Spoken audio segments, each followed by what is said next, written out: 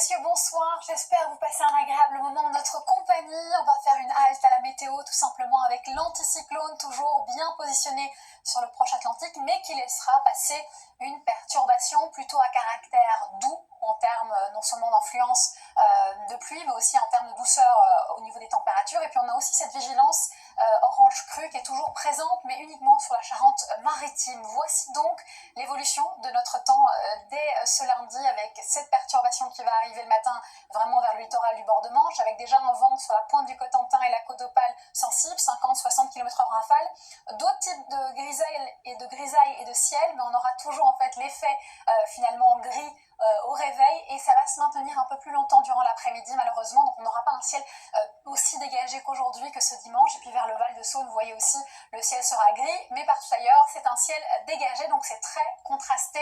Et d'ailleurs on va le remarquer au niveau des températures. D'abord, celles nocturnes seront principalement négatives sur beaucoup de villes françaises, donc attention au brouillard à caractère givrant, que ça soit vers la Bourgogne, la Franche-Comté, mais aussi une partie sud-ouest. Et puis on a cette douceur qui nous amène 9 degrés à Brest, presque 12 en journée, et presque 17 du côté d'Aurillac aussi.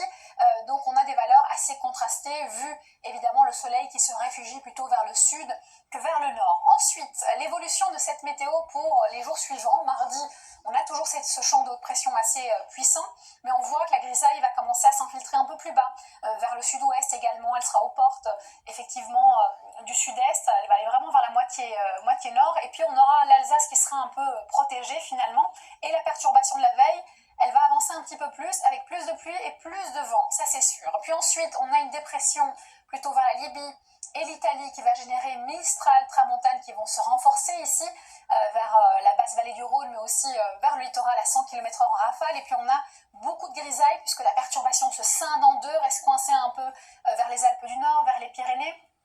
Peut-être de la neige de retour, de la grisaille et encore des averses et du vent vers le bord de Manche. Ensuite, on a une nouvelle perturbation, cette fois-ci un peu plus animée, plus de pluie, toujours du vent, mais surtout pour la moitié nord, un peu moins de vent peut-être en Méditerranée, mais surtout beaucoup de douceur.